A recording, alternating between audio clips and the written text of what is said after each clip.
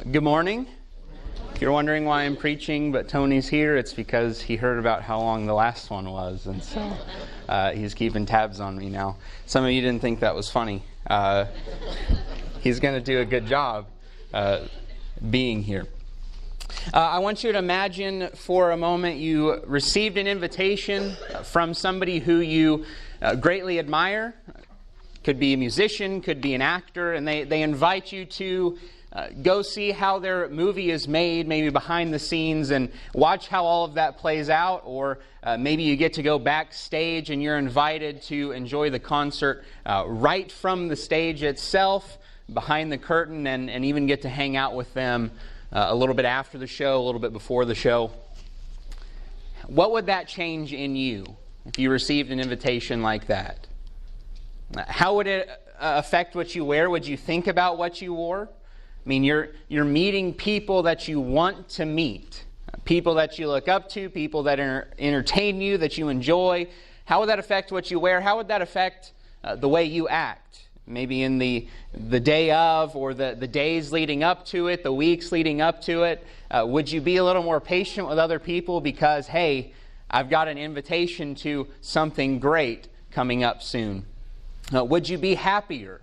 Would you walk around with a smile on your face knowing that you've been invited to something that's very entertaining, something you're going to love, something you're going to enjoy? How would it change you? See, invitations have the power to change a lot about us. Depending on what we're called to do, it's going to change our attitude and most everything about us. If you're invited to a birthday party that you were hoping to go to, that gets you excited. If you're invited to jury duty, not as exciting. You get invited to a wedding, you look forward to that probably, but now you've got to think about, what gift am I going to buy? What am I supposed to wear there? Do I really know these people that well? And all of those sorts of things. Invitations have the power to change a lot about us, from attitude to clothing to the way we act and live in the time up to and the time after receiving the invitation. Today we're talking about, in our final Salt and Light Sunday for the year, the idea of we have one calling. And in looking for where I was going to go with this subject, I did a very scientific thing of opening Bible Gateway and searching for the word call in the New Testament. And when I saw all of the New Testament passages and verses that came up, there was one or really a few that caught my attention, and that's where I want us to focus our time today. These will be on the screen as normal because I have some things I want to highlight from them, but if you have your Bibles, Ephesians chapter 4 is where we're going to start this morning. And in Ephesians chapter 4 and verse 4 we read this: "There is one body and one Spirit, just as you were called to the one hope that belongs to your call." The hope of our calling. You go through and look at all of the passages in the New Testament that talk about what we're called to. We're called to be servants. We're called to be disciples. Some are called to be preachers and teachers and elders and deacons, or leaders in other capacities. There are a lot of things we're called to, but we all have a shared calling of hope. God gives to every single one of us a hope that we are invited to attend, a hope that we're invited to enjoy. And in going through Ephesians, and especially with the word call, it's not just this passage, the one hope that belongs to your call. There are two other places where the idea of call is mentioned throughout Ephesians, chapter 2, which we'll go to in just a moment, and then chapter 1. And in both of those places where call is mentioned, hope is mentioned. And so what we're going to do this morning is look at the calling of our hope. In doing that, we're going to do the way Paul does this here throughout the book. We're going to look at two lives, a life without hope and a life with hope. We're going to find out which one we stand in and how to live a life that lives up to the calling of hope that we've been given. Here's where I want to start. A life without hope. Start with the negative. Start with the bad. Here's where we read this. Chapter 2, verses 11 through 12. Therefore, remember that at one time you Gentiles in the flesh, called the uncircumcision, by what is called the circumcision, which is made in the flesh by hands, remember that you were at that time separated from Christ, alienated from the commonwealth of Israel, and strangers to the covenants of promise, having no hope, and without God in the world. I want you to notice there the words called and the words hope. Though I'll say the word call, while it's the same in the English here, what we just saw in chapter 4, it's not the same word that it's translated from. It still means call, but it has a different meaning behind the word. And the word call that we saw in Ephesians chapter 4 has to, it's a calling of God. And when God calls you to something, He's calling you to a position or to a place or to some purpose. He's giving you something to do. He's inviting you to go somewhere or do something. The call here is not a call from God, it's a call from people. And all this call is just name calling. They're calling to a position, but it's a low position. The calling is one group making fun of another group. And if you're not familiar with Ephesians, the way this book is laid out is to address both the racial and the spiritual divides that existed between Jews and Gentiles, Jews and non-Jews, God's chosen people and everybody else. And how that changes when Jesus enters the picture. Because when Jesus enters the picture, God's chosen people are those that say, I want to follow Him, and that can be anybody. But they're having to fight the background that they grew up with. No, we're God's chosen people. It's just supposed to be us. And they need help in getting through all of that. And so Paul, in addressing that problem, in Ephesians chapter 2, he reminds the people who were not God's chosen, this is where you were.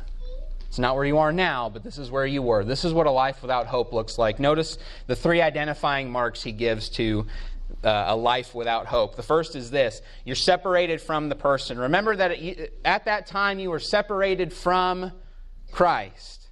They didn't have God. And I thought about all of those times in the Old Testament where you think about Elijah and some of the other prophets encountering other people by themselves. It's just the prophet and God. And they're going to speak to these people who are crying out to their false gods. And we read throughout the Old Testament of them sacrificing, of them harming themselves, of them crying out, and those gods not responding at all. That nobody ever gave them an answer. And then, of course, the prophet of God cries out to God, and it's something amazing happens in front of all those people that are watching. But the people on the other side, those outside of Israel, crying out to all these gods, nothing's happening. They are without God. There's nobody for them to cry out to and hope to get an answer. There's nothing for them to reach out to and hope that, okay, somebody's going to deliver us or help us. And while they had that hope, they had to have been let down time after time because there was nothing there. You remember when the Israelites are taking the promised land, they go into Jericho and Rahab says, we have heard about the God of Israel and what He is able to do, and our hearts melted before you. We know what your God's capable of doing. The gods we worship don't do anything like that. They're separated from God. Here's the next part. They're separated from the people. He says, remember that you were alienated from the commonwealth of Israel. The Jews were connected together. They had all their ritual, all their tradition. They had each other as family. They had the experiences of Egyptian slavery. They had trouble with the Assyrians. They had Babylonian exile. They had to live through the Greeks and what the Greeks did to them. And then they had to live under Roman rule. And all that time they remained connected together. They wouldn't let any of those things tear them apart. They were a family who loved each other. Same cannot be said for those outside of Israel. Constantly at war, constantly fighting, giving each other up. They didn't have the people that God's people had. They didn't have this hope that binds them together. They didn't have this thing that transcends physical that transcends flesh to hold them together in the worst of times. Only the people of God had that. And so they're separated from the person of God. They're separated from the people of God. Here's the third thing that Paul writes here. Strangers to the covenants of promise, having no hope and without God in the world. The last identifying mark of a life without hope, separated from the promise of the covenant. There was no hope for anything better than what you had right now. There was no hope that the things that you had done wrong would be corrected. There was no hope that, though they believed in an afterlife, there was no hope that things were just going to be fixed for them, that it was going to be a clean slate. They had to live with the things that they did. They had to deal with those consequences. They couldn't let go of them because there was nothing to promise them. There was no God to promise them. There were no people to support them and help them through what they dealt with. They had to live with it. And a life without hope was not just separated from God, not just separated from the people of God, it was also separated from any promise, any hope of anything better than this life right now. That's what a life without hope looks like. And we're going to come back to that idea as we get to the end, but I want you to consider all the people that aren't in this room that you know, that are living a life a lot like this. Some of them very aware that they have a life separated from these things. Most of them probably not aware at all that they are, that they know exactly what they're missing. They may know that there's something that's not there, but they're not exactly sure what that is. They don't realize that it's God that I need, but they're separated from the person. They need Him. They're trying to fill it with something else. They may not realize what I need is a community of people who have something that transcends the things of this world, and so they're looking for community anywhere else they can get it. And they don't know that they have this emptiness that can only be filled by knowing that the things that you've done have been taken away from you and forgiven and removed. And so they fill it with something else. And I don't say that for us to be prideful of people who aren't living a life without hope, but to recognize that those are people we encounter, that they are in the place that the Gentiles are in Ephesians 2, living a life without hope. And they need to hear from those who have the hope how to get that.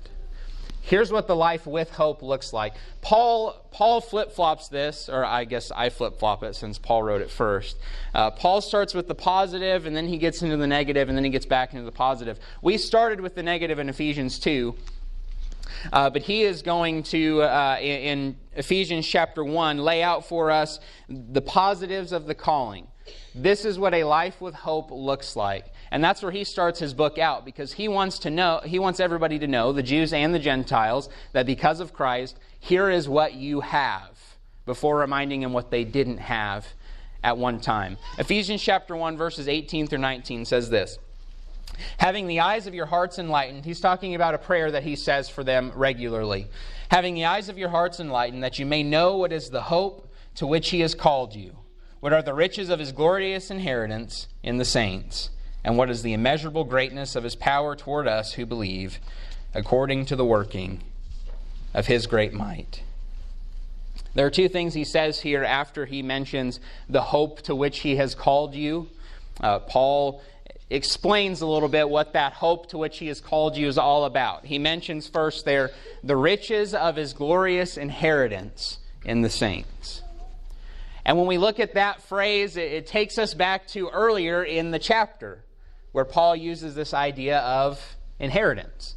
If you're reading from Ephesians 1:1 and just going through, this is the third time that you would see the word inheritance from Paul. He wants these people to know this calling that you have, this hope that you have, it's something that you are going to inherit. It's something that belongs to you. And by going back and looking at those passages, we can find out exactly what that hope is being talked about here. Here's the first one in verse 11.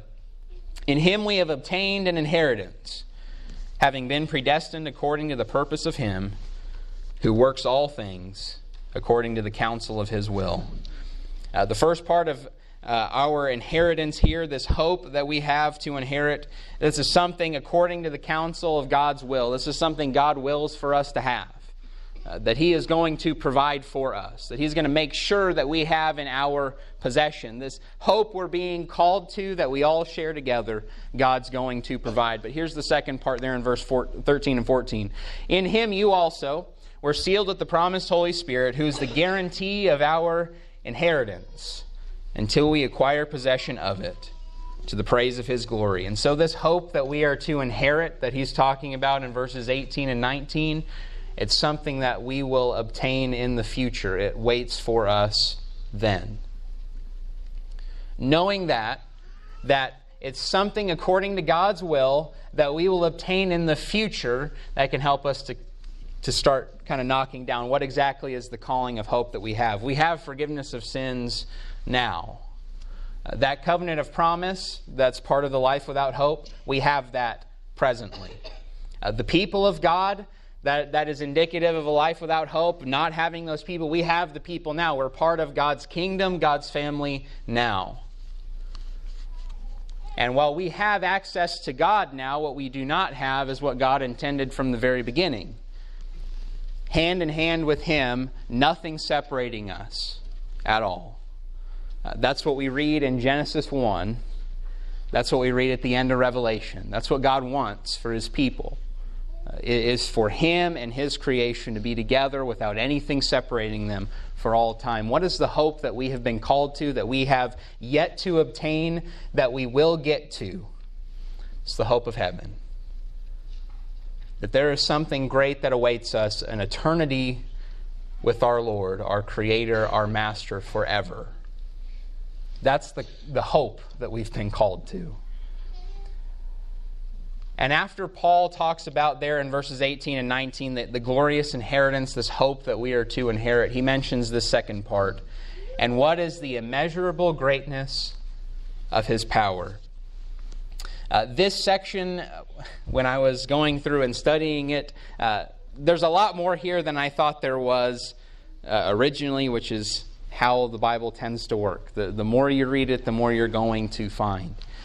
In this little verse here, verse 19, there are 4 words that all deal with power.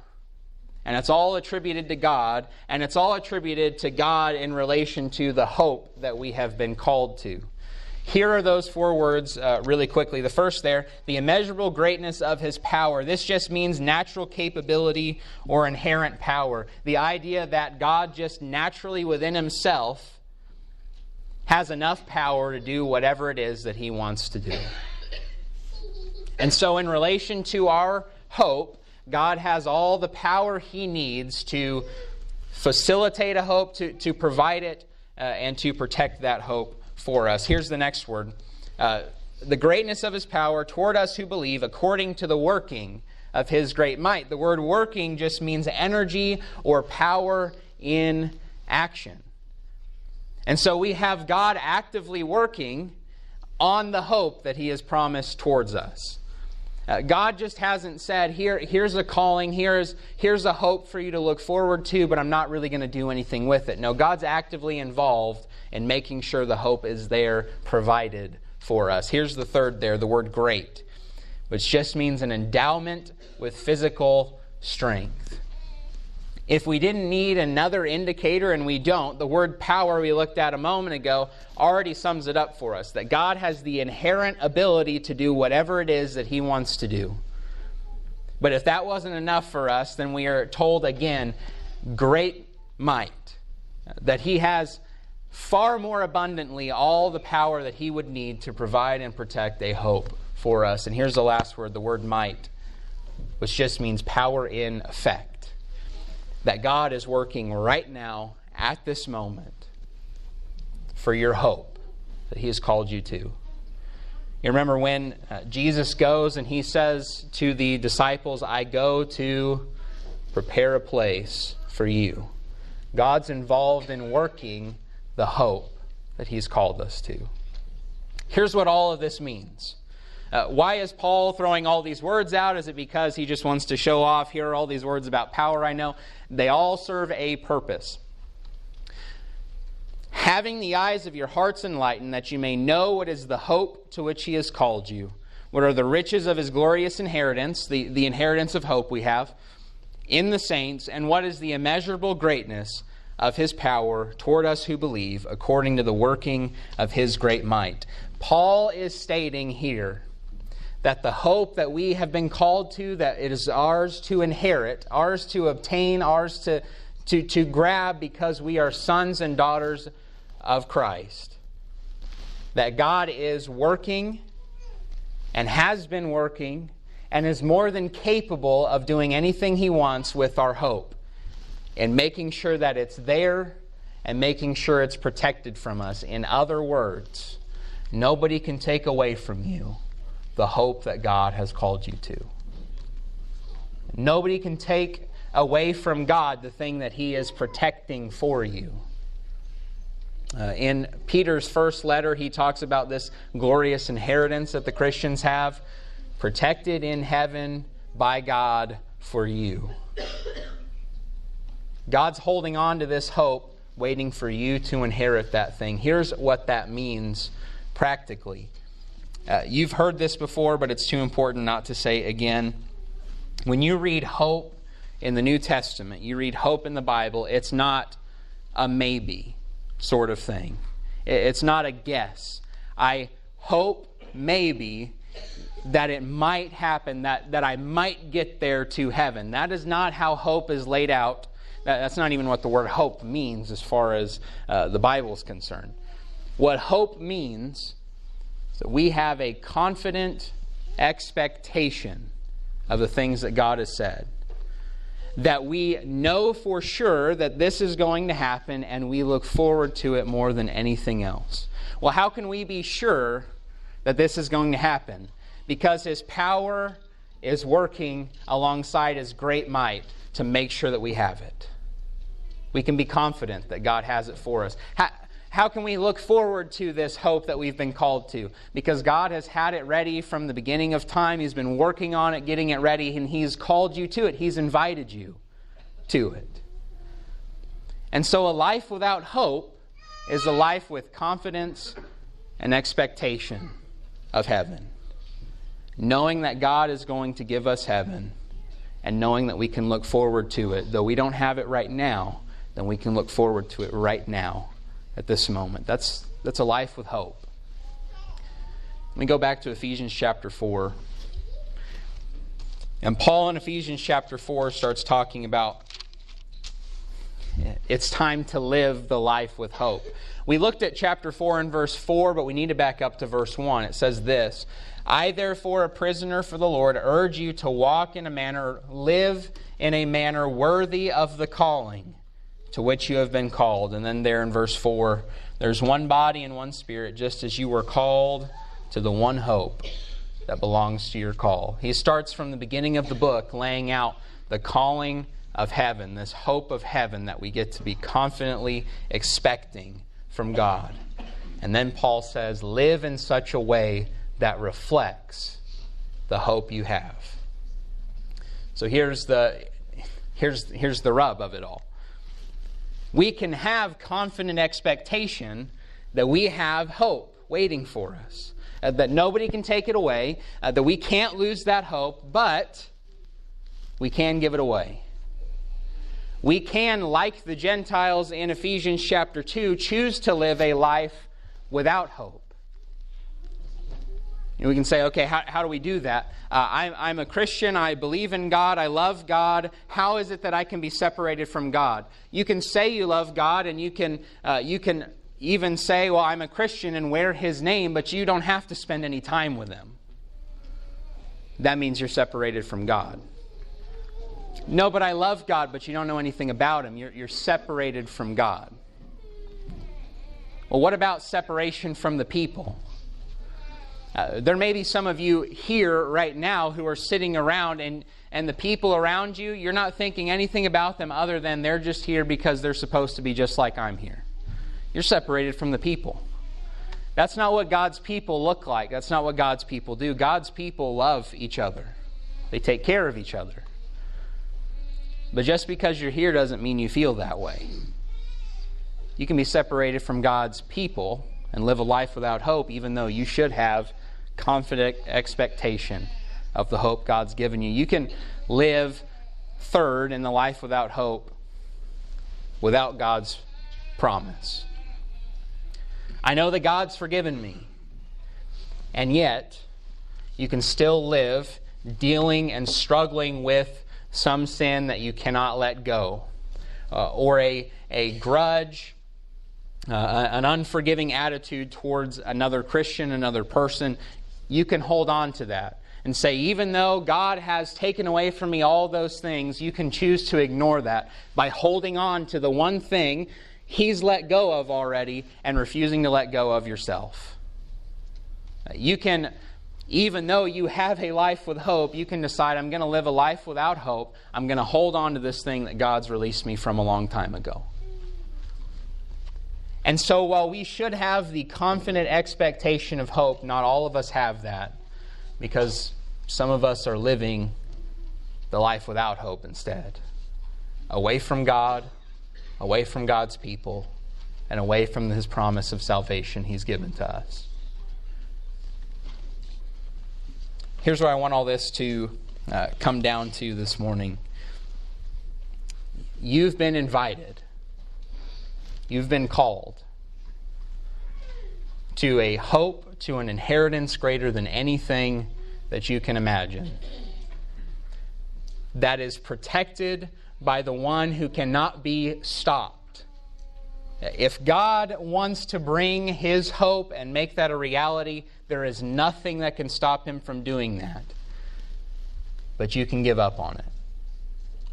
You can let go of it. You can say, I know that nobody can stop you from the hope, but I'm going to choose to let go of it anyway. That's not what you've been called to. That's not what God's invited you to. I don't know what you were thinking about at the beginning. I hope you were thinking about the sermon illustration. If you were invited by somebody you admire, how would that change what you wear? How would that change the way you act? Would you be excited? Would you be happy? Would you be joyful? Maybe your life is not one of joy because you don't realize the thing you've been called to. You don't realize what God has in store for you. You are, even though here, not really connecting with God. He and I haven't talked in a while. I haven't learned much about Him in a long time, except for when I'm here. That's not what you've been called to. That's the life without hope. I'm here, but I don't really know anybody else here. I don't really get together with people here. I don't really share things with people here. That's not what you've been called to. That's the life without hope. I know that God has forgiven me, but I still can't let go of this thing that's been haunting me for years. Whether it's the sin I can't give up, that I try to stop, but I can't quite stop, or the thing that I can't forgive myself for, even though God's forgiven me of it a long time ago. That's not what you've been called to. That's the life without hope. God's invited you to something far greater. To have confident expectation, to walk around with joy, to walk around knowing that He's provided for you something that nobody can touch. How will you respond to that invitation? You may not be comfortable this morning. If you are comfortable coming to the front, we're about to stand and sing. If you're comfortable to come to the front, I encourage you to do that. Because there are some of you that don't have the hope because you've been trying to fill the things that are in your life with something other than God. It did not work for the Gentiles. It's never worked for anybody from the beginning of time. Only God can fill the void that not having God creates. And so maybe today is the day you decide, I need to accept the invitation that God has given me, the call of hope that He's provided for me. And if you're not comfortable coming down for the song, then come to the back after it's all over. get me, get Tony, get one of the elders, get somebody to talk with you, to pray with you, to help you see how to obtain that hope. If you are here and you are one of God's, but you are still living as if you have no hope, clinging to things of the past, ignoring His people or ignoring God Himself, whether it's here or out there, we want to pray with you. Because whether you feel that way or not, God is there for you, His people are there for you, and He has forgiven you. You're invited. How will you respond? Let's stand and sing. When we walk with the Lord.